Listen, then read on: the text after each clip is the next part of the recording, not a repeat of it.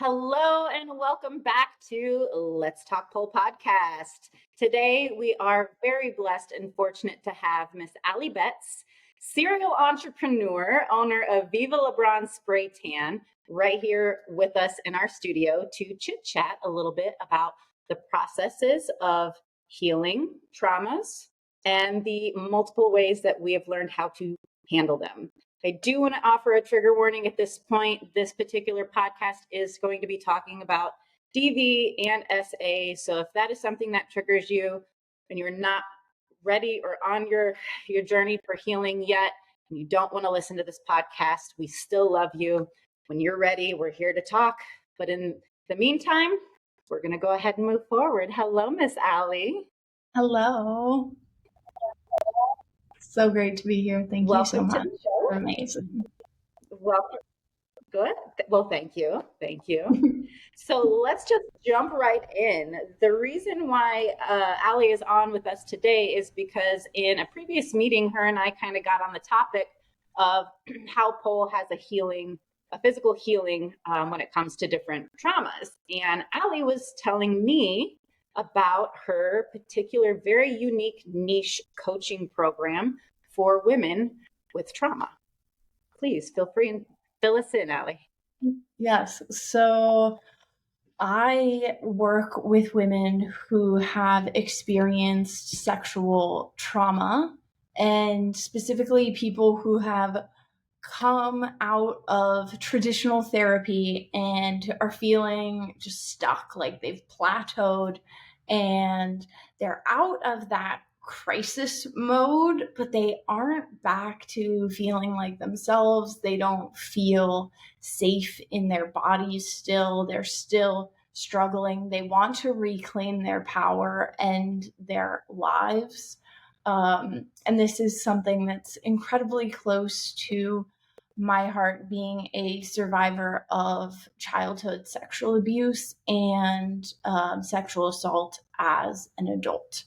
So, yeah, I believe that the dominant narrative in society breaks my heart, and it's so sad that everyone, for the most part, believes that if you've experienced these things, that you're forever broken. And that's just not true. You can heal.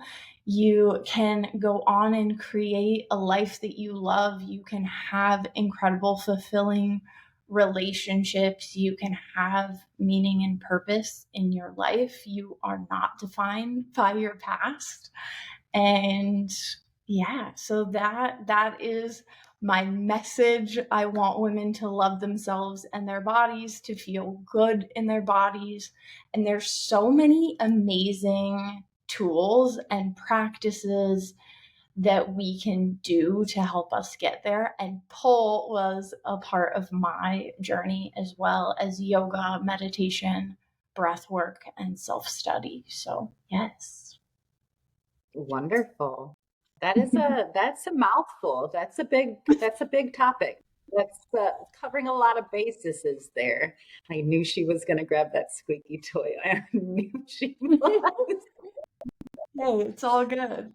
No, this is real life. This is authentic. We love it. I have to go steal it from her. Otherwise, we'd be listening to it for forever. She's so precious. So tell me, when did you know? Like what was the feeling in your body that made you decide that this was something that was a passion for you?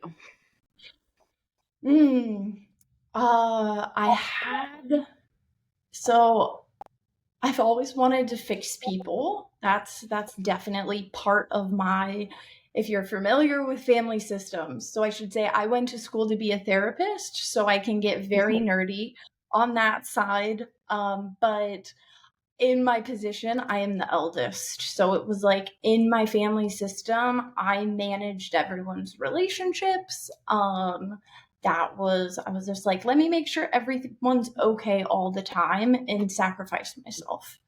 And then I went to school to be a therapist, and I was like, okay, this is amazing.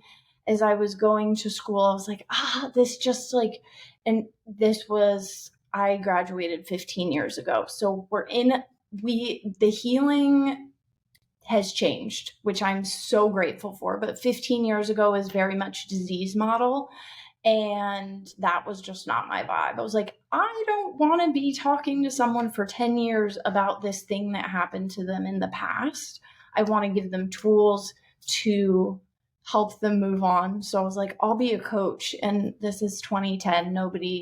2009, actually, nobody knew what a coach was.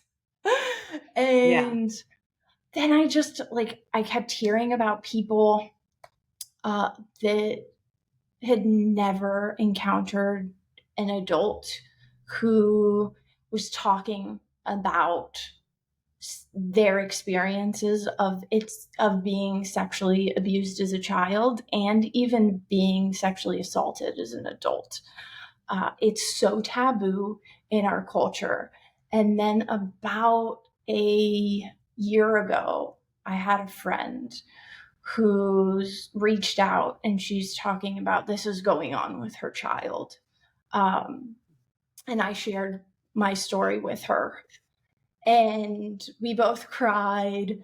And she just told me that she'd never heard anyone's story that had gone through what I'd gone through and what her child was going through, who was okay. And I was just like, I have to do something about this. I have to make this my focus.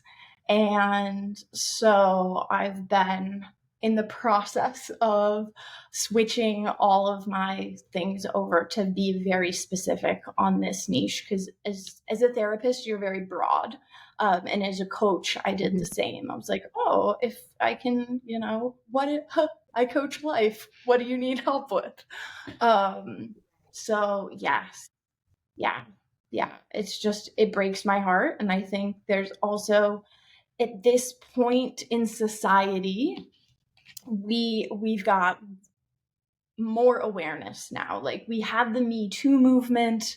We have had the Epstein stuff that's coming out. People are more aware of trafficking.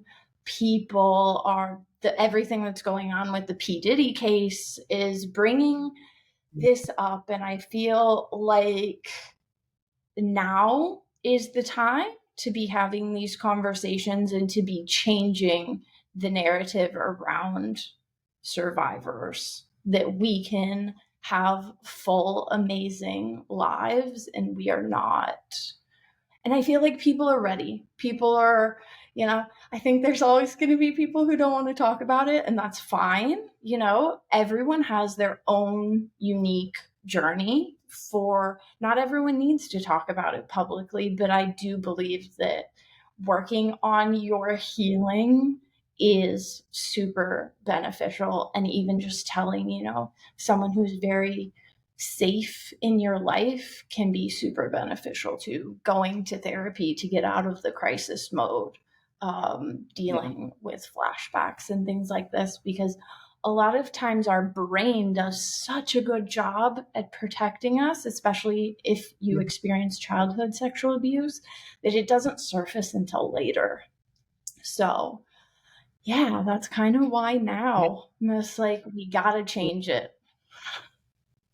Absolutely understand that. For me personally, like, a lot of people will ask me, I mean, I grew up in many different places, and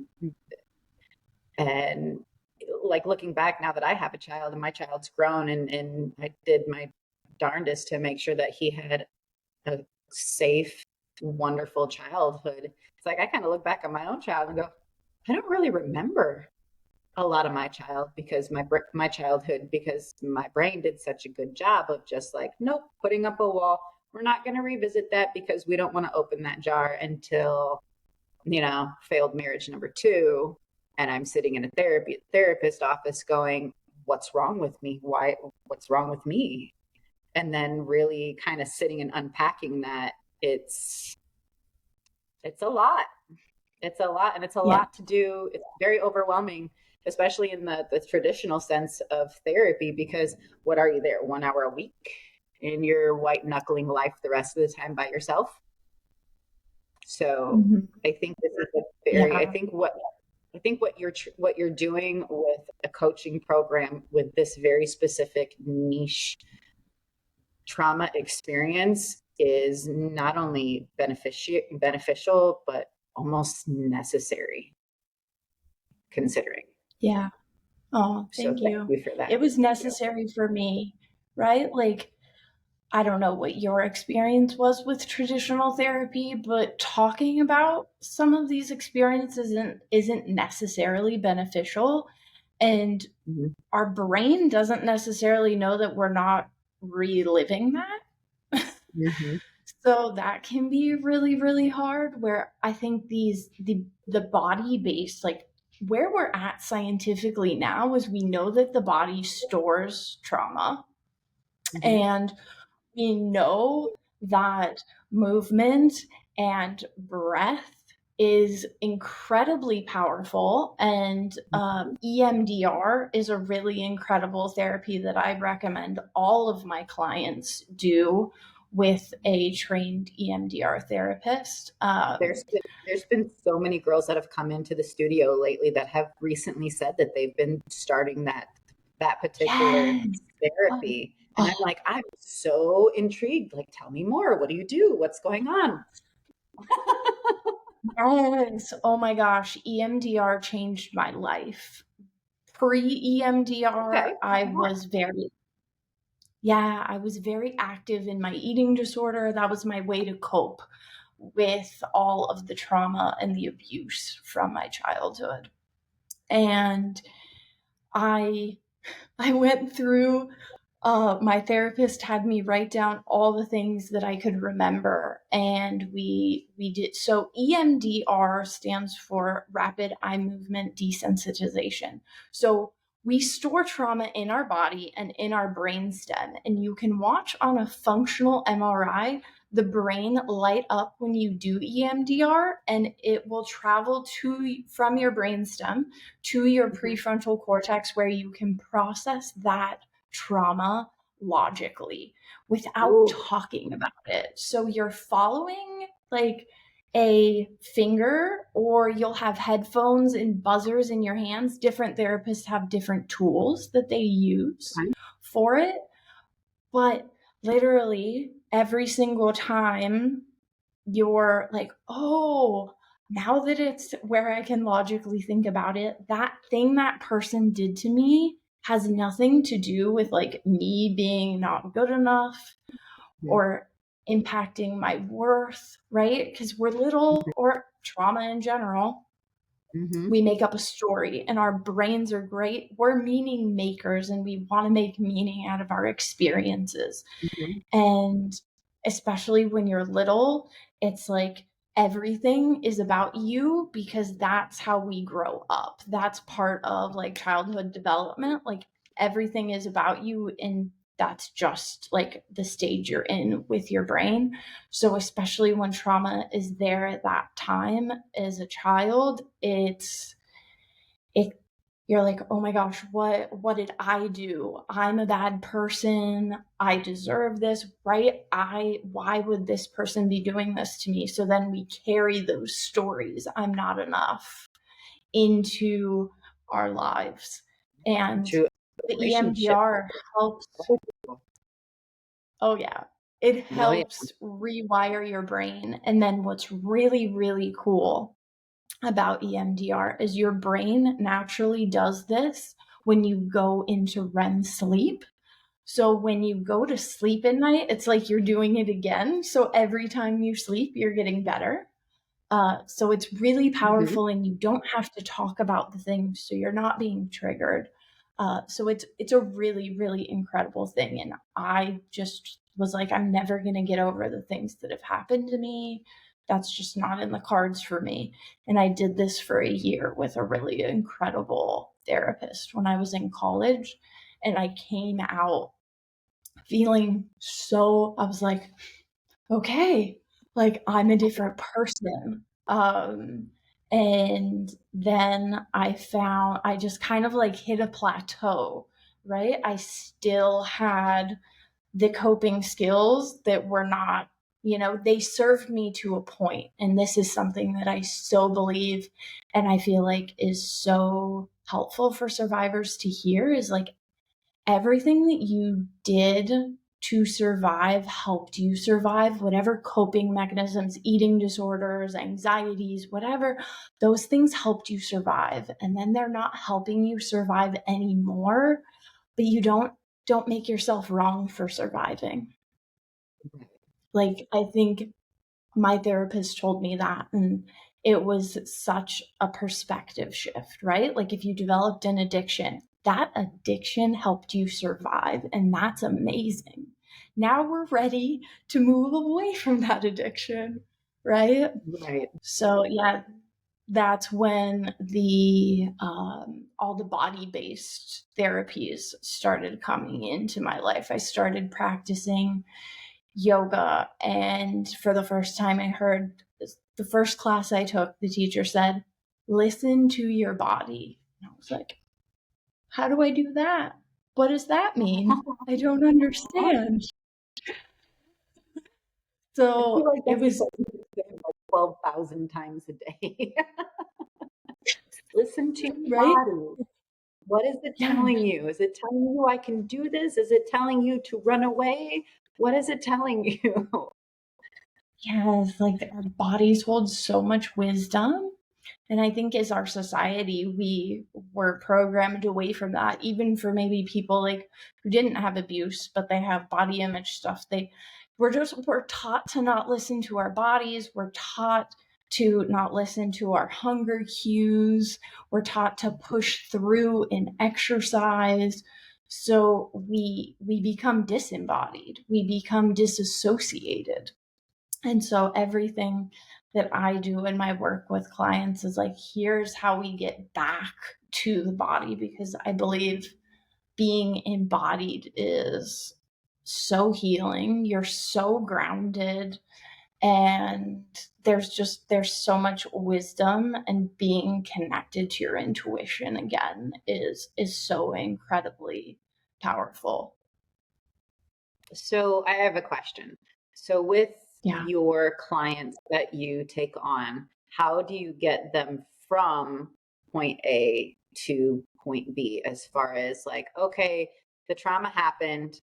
I'm now through at least their survival, but now Mm-hmm. I've plateaued and I'm not sure what to do or how to get better. How do you get them from there to the next plateau, the next level, the next step? Yeah, totally.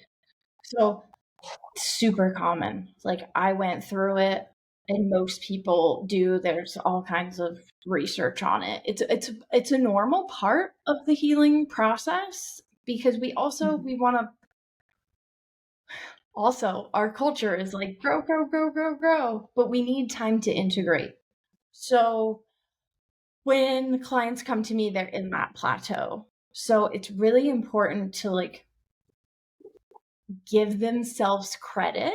And a lot of my clients, they're perfectionists. They're type A, and they want everything, to be constantly moving. And so it's giving ourselves permission and looking at, okay, what are my expectations? How can I give myself credit for how far I've come? Because that's something most people don't do. They don't look at, okay, where are you now in this plateau, right? But Mhm. where were we before? I was like, well, for me, before my plateau, I was like, I have constant obsessive thoughts. I can't sleep. I am beating my body up in the gym. Everything is unhealthy. And it's just like a constant negative thought spiral of not being good enough, hating myself, hating my body. And then I was like, Mhm.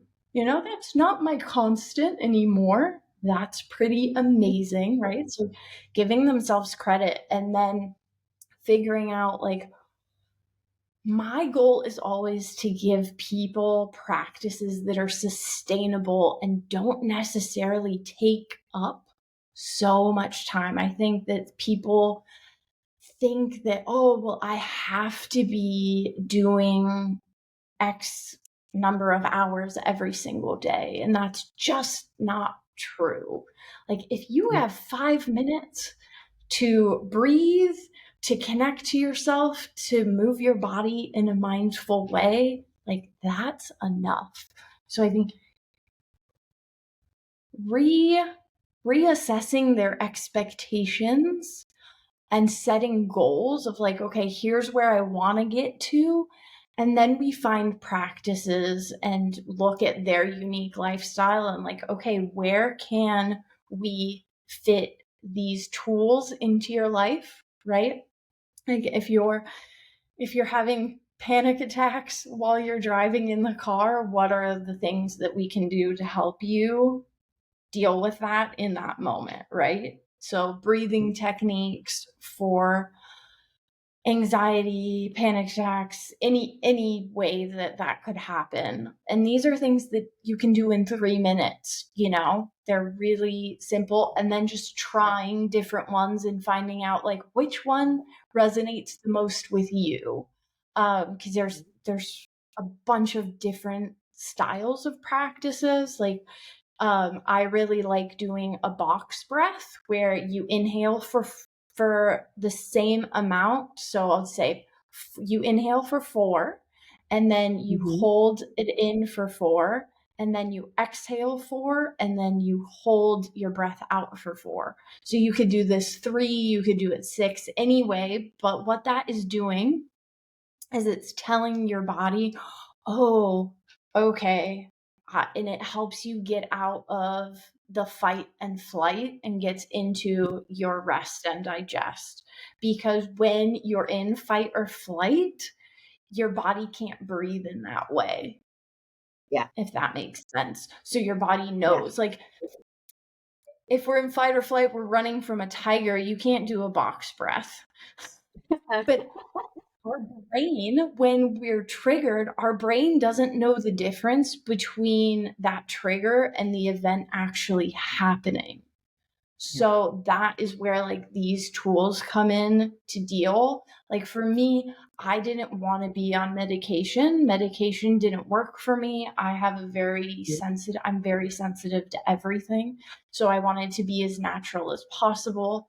So the breathing techniques, learning how to ground, just learning how to be in my body again. Like, I was not in my body for most of my life. And just noticing. So we'll do like body scans, noticing like, okay, notice your breath. Notice, how do your toes feel? You're like, I have no idea. I have no idea how. Okay, move your toes. How does that feel? Right? These practices that we laugh because it sounds funny, but it can be so challenging for survivors because your body is the place that got assaulted. Your body then feels, you're like, is my body the enemy? Right? So it's like learning to befriend our bodies again, how to be in our bodies again, and then taking it into like movement practices where you can feel good in your body, and you can also take that learning to listen to the body even farther. And once I had been practicing yoga for like 3 years, I felt really good in my body, and I wanted to try other movement practices. And that I had a friend who was like, come to me to this pole studio. She was like, it's the most amazing workout that you'll ever do, and it's the most fun. And I was like, I want to do something fun, and wow, that just, I think pole is just amazing. It's so hard. You feel proud of yourself in like, I think how you relate relationally to your body changes after a pole class. And I can only imagine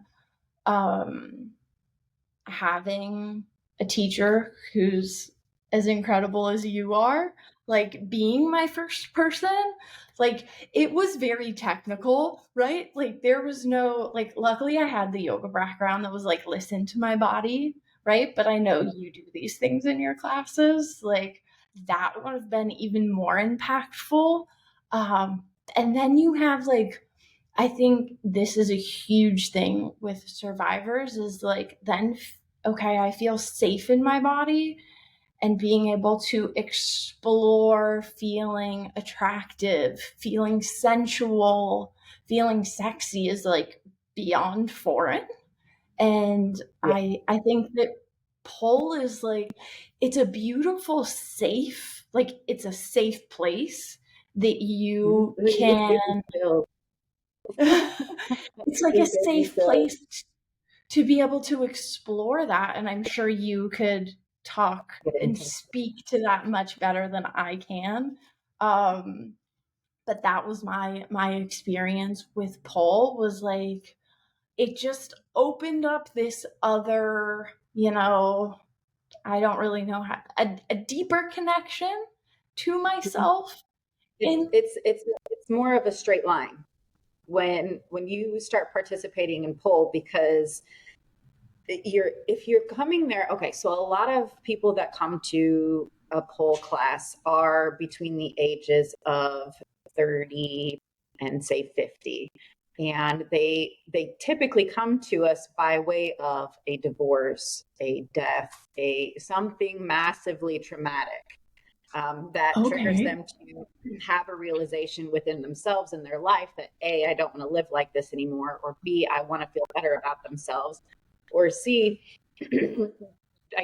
I need something. I don't know what it is. I just need something.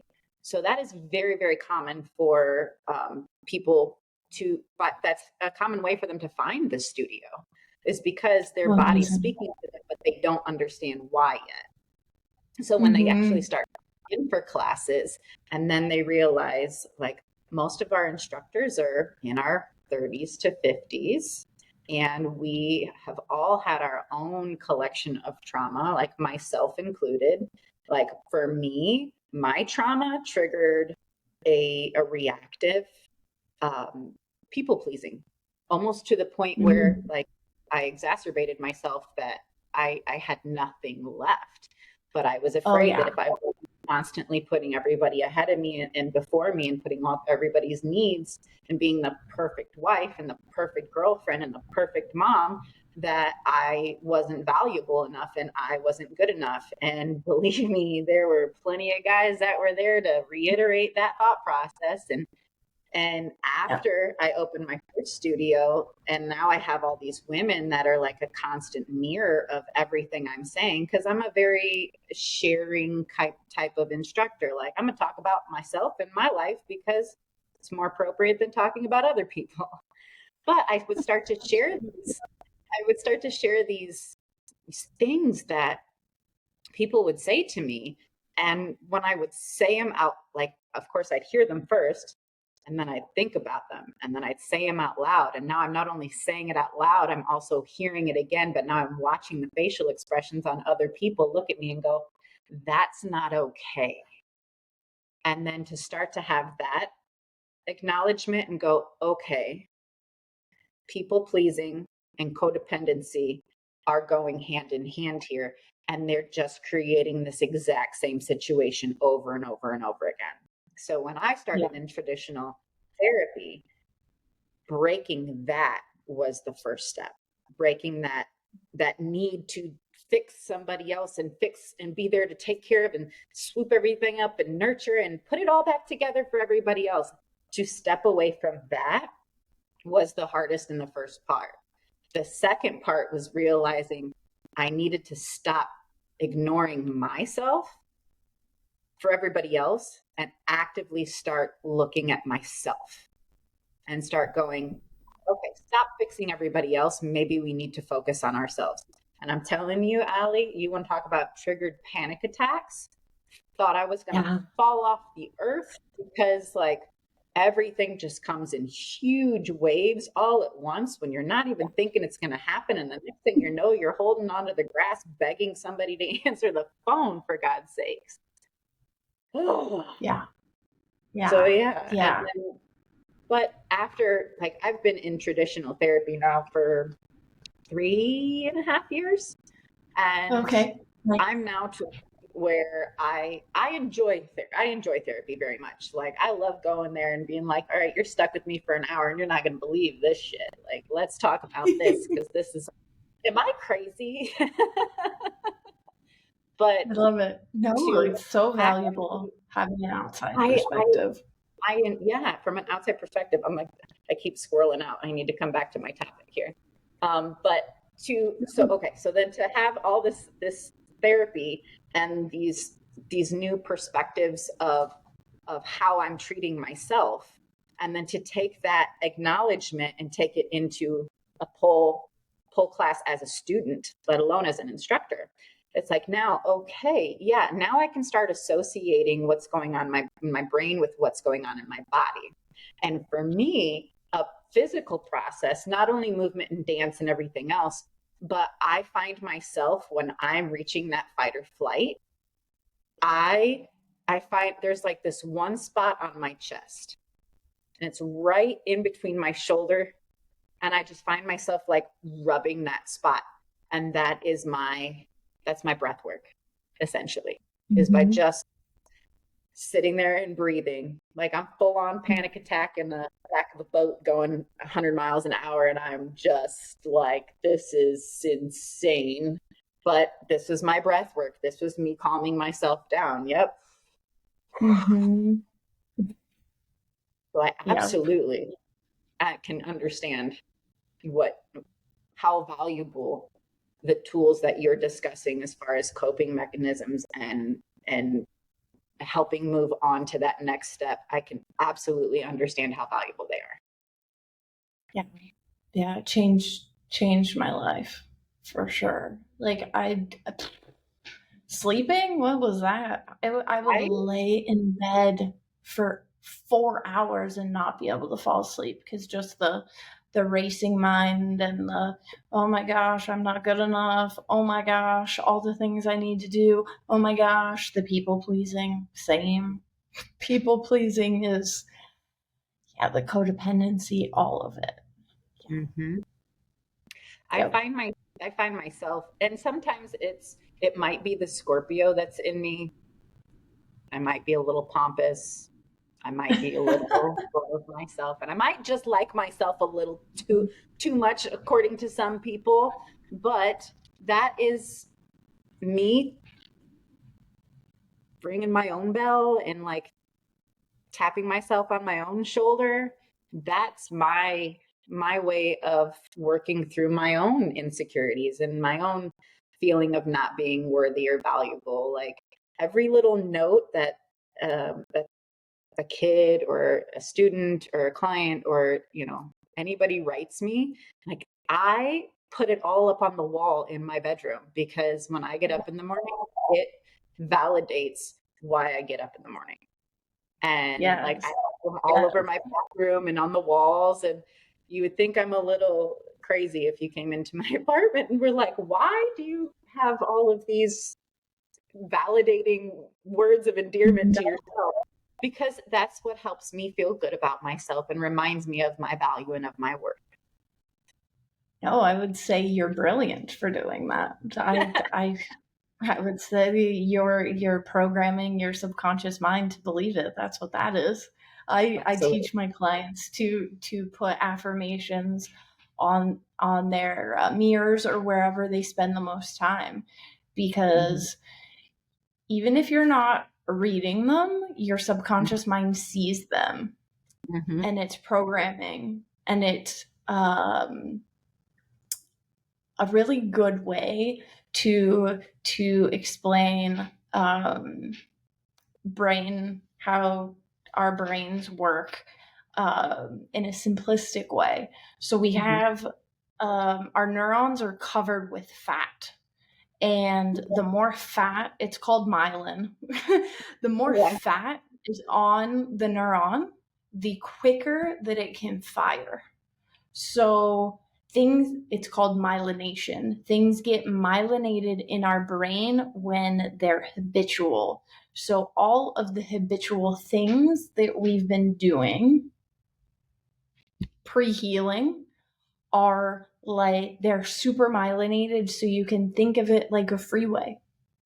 And all of the new things that we're trying to do, they're not heavily myelinated, so you can think of them as like a dirt road. So we're slowly removing the myelination off of the maladaptive coping mechanism, and we're slowly building the myelin on the positive coping mechanism. And having all of those things around you is helping to myelinate the I am good enough and remove the I am not good enough story from literally in your brain. So no, it's brilliant. It's very good. It's super helpful. You're just using neuro-linguistic programming to help you. All right. I just think it always made me feel good.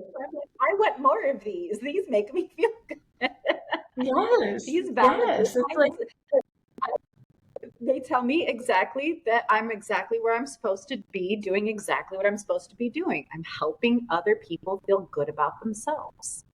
yes, exactly. And that's like, what more could you ask for? It sounds like, I mean, it's the best. There's nothing better than seeing people go from being not confident, not believing in themselves, to feeling confident, feeling powerful in themselves, being able to reclaim, like, to me, that's the best gift. So yes. Did Okay. pole help you feel powerful? What? Did pole help you feel powerful? Yes. And I think it's like the way that pole builds strength and the way you progress in pole, where you're like, I think that it's so clear when you get better, right? Like, Because then you it's can't, and so then clear. Like, I can't climb the pole. So I can climb the pole. To like, I can hold myself, right? To being able to do, it's very, very clear when you can then, like, when you master something or you master a trick or, any of those things. And I think also then you've mastered it, and then it becomes, for me, I'm like, I can breathe while I do this. and I'm not like so dead tired, and you see yourself physically get stronger, which I think is also amazing, because then you're like, ooh, I feel safer in my body because my body is stronger. And I'm not going to let anybody attack me. Exactly. We get every once in a while we get the random person that walks through the door that has questions, and they've never been there before, they've never experienced it before, and they absolutely associate the sexuality tabooism to the studio without knowing. And I get this question a lot, like, what, you're open late at night, what do you do to safeguard from, bad people coming through the door? Like, well, first we have an alarm system. Second, we have locks. Third, we have exterior lighting. 4, we're typically in here together as a group.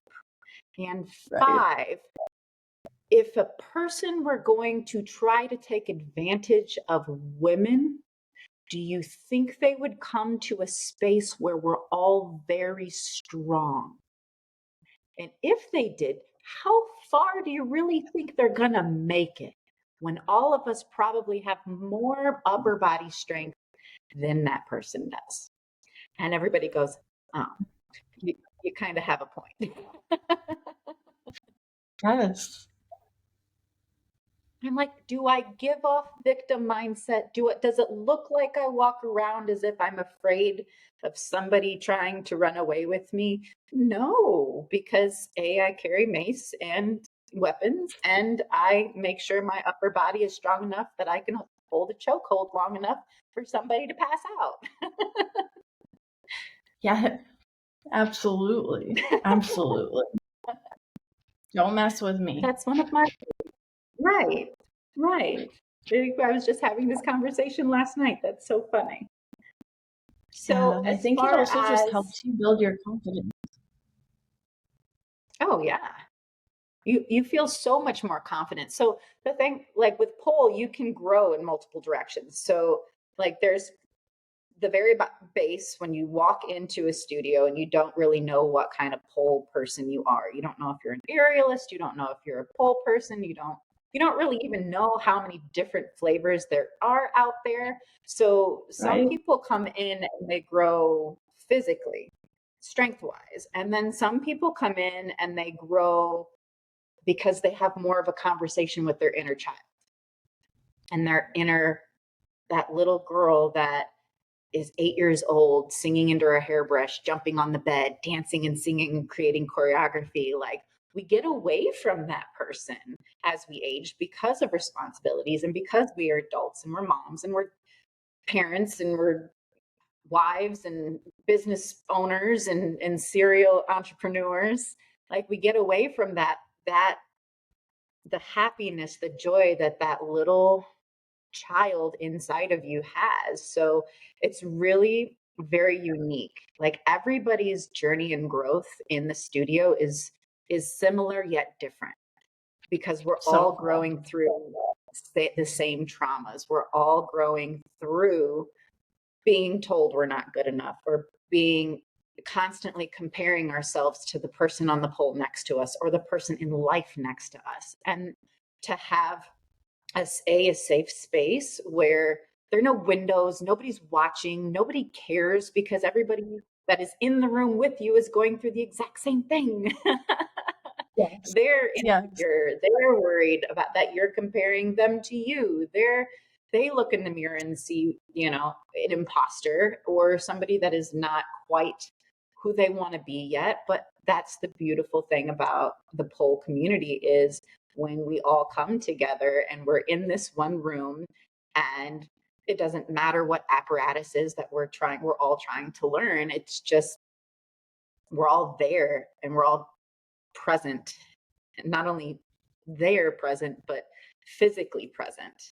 And like I'll cue people to activate this muscle and people look at me and go, well, I don't know how to activate that muscle. And I'll go, okay, like the upper diaphragm, the upper core. I'll tell them, okay, shoulders down, pull the shoulders down and back and lift the chin and chest up because that naturally activates this upper diaphragm. Do you feel that upper core activate when you go to lift now? And they're like, oh yeah, that makes sense.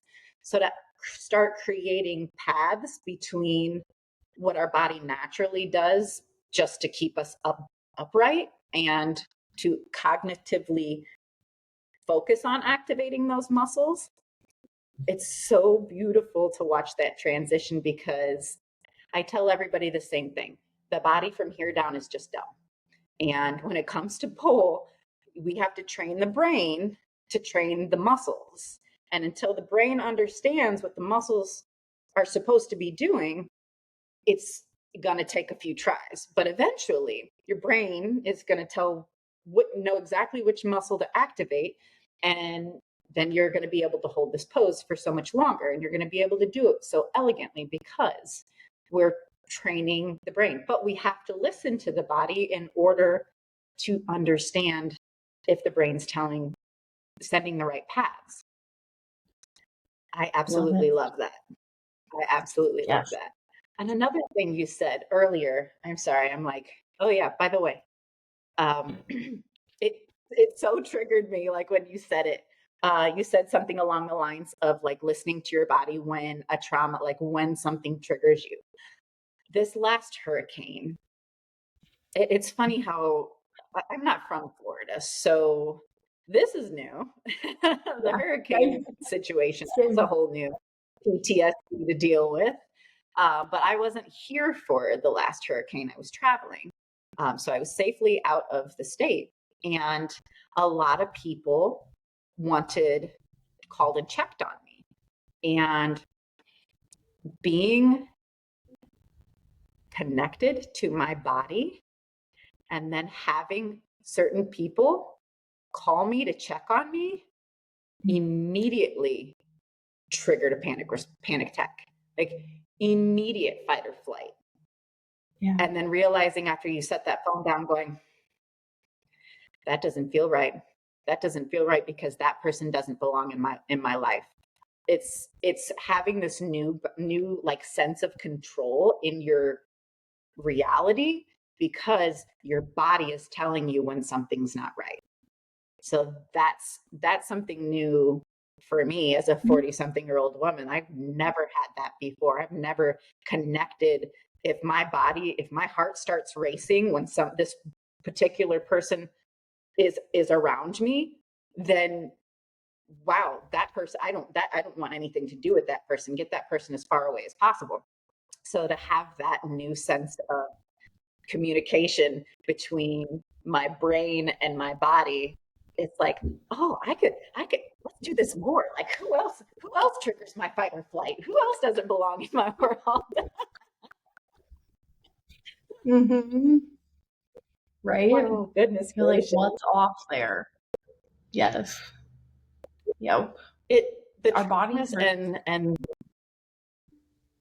the traumas and the terrible things that happen to us as children, as young women, as grown women, are very, very unfortunate. And it sucks. It sucks beyond sucking. But it's absolutely not the end of your life. It's not the end of who you are, and it does not label you as, oh, well, this is just your scarlet letter for the rest of your life. The ability that you can grow from. I'm an alchemist, so I tend to take bad things and use them as motivation to grow into something more beautiful, or to create something more beautiful. Yes. It doesn't have to stay there. Like, if you want the help and you want to feel better about yourself, there's so many of us out there. Quite frankly, most women have been there and have an understanding Yes. and want to help you move forward and grow from your traumas.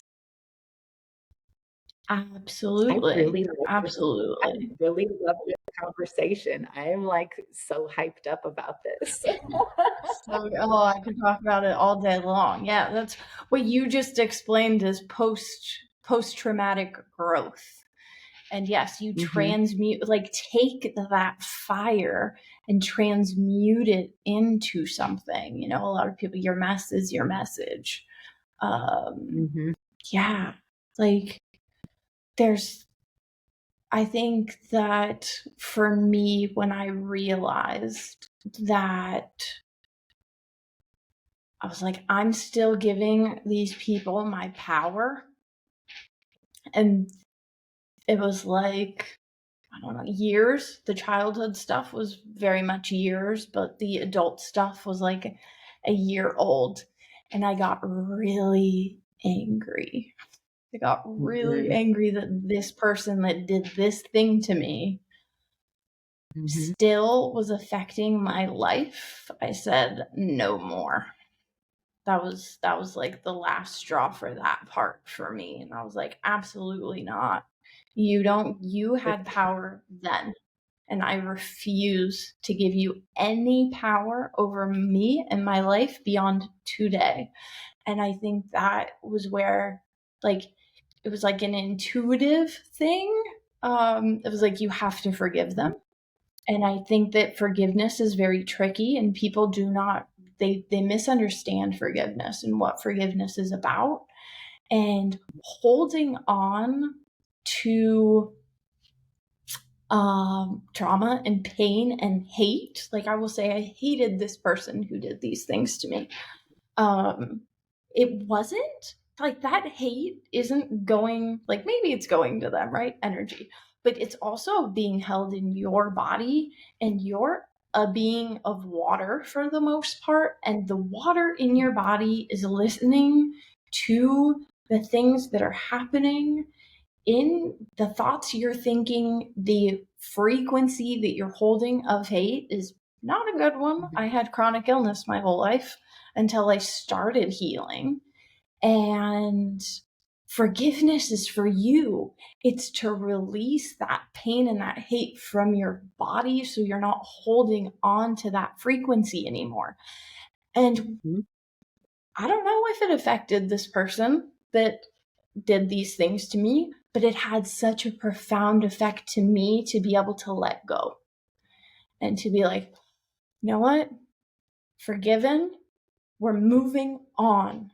We're healing. We're allowing ourselves to go, it happened, and I don't have to carry it. Because I think it's also like this burden that we carry, and it blocks us from listening because our body is constantly communicating with us. It's constantly sending us messages about like, that person is not good. This thing is not right for you. This path is not right for you. People pleasing is not right for you. You can't keep giving from an empty cup and think that you're going to be thriving. And that's like a whole nother thing, learning how to take care of yourself and not feel guilty. That's something that a lot of my clients deal with. It's like, how do I not feel guilty about putting myself first? So yeah, it's just like, you can't give from an empty cup. Yes. I call it paying yourself first. Some people do it by getting up at 5 a.m. and going to the gym. Some people do it by turning their phone off at 7 p.m. and deciding the rest of the evening is for what's important to them outside of responsibility. So I call it paying yourself first. I was just having this conversation with my boyfriend about work, and I'm like, sweetheart, you can give what you have, but if you continue to give everything you have nothing. So if you're happy with being completely depleted and exhausted, and that brings you joy, then keep doing it. But if it doesn't bring you joy and it actually makes you like have animosity towards your situation, then you have to just communicate that quickly and don't allow yourself to reach that point because it's not worth it. Like, you are so capable and you deserve so much better. So for every time you like, because he dotes on me in the most beautiful way possible. And every time he has something like negative to say about himself, I'm like, nope, we're not going to say that. You're not going to talk about my friend that way. And what I want you to do is every time you feel the need to say that, I want you to speak to yourself as if you're speaking to me. Like, how would you say that sentence if you were describing me? And it would change the whole sentence. And then he's like, you're right. I shouldn't say that. I don't even realize that I do that. And like, we're reprogramming his people pleasing, which is, it's so cool to watch. Yes. It's so cool to watch. Yes. You're remyelinating his brain. And I have a thing in a workbook that I have created that literally takes people through so they can identify all of those stories, and then they can create the opposite story that they want to build that's going to support them, right? So that they have that as a toolkit. So they can put it, like if they have an Apple, they can put it in their notes so that it's there, right? Because it's not easy in the beginning, right? Like, it took 10, 20, 30, 40, 50 years. Like, that doesn't get undone overnight. So also, like, self-compassion is so important through the process. Like, you have to, I mean, like, beating myself up was the norm. So I had to like also learn self-compassion, which is a principle in the practice of yoga. And so like, everything we do on the yoga mat, like, I think a lot of people think that yoga is like this physical exercise.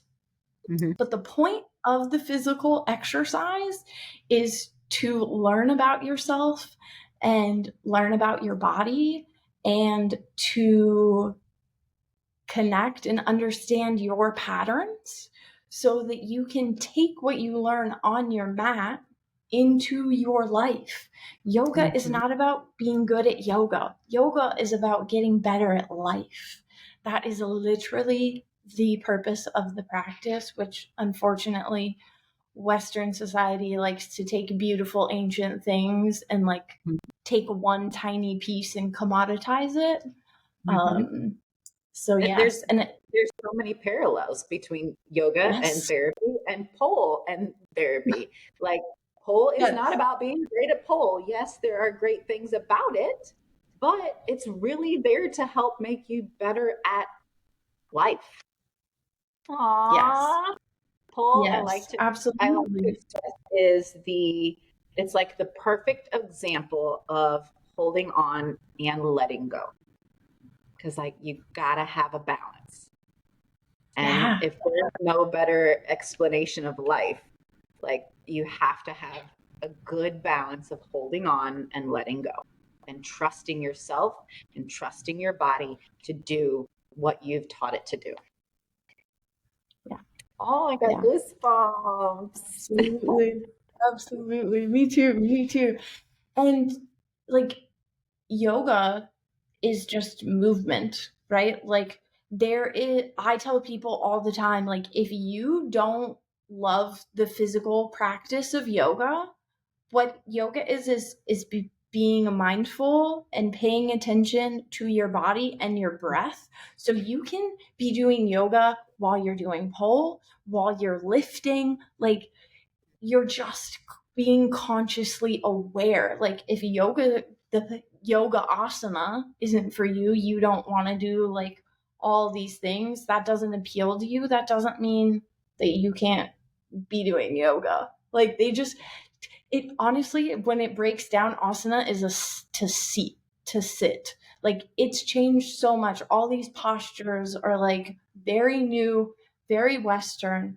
Like if any movement that people are called to do, like just bring attention to the breath, listening to your body, like who cares what the movement is? Just like find something that you love, that makes you feel good, that is fun to do for you, and bring that piece with it, Like if you don't enjoy doing some type of movement, like find something that you enjoy, because we want to have something that's long-term sustainable.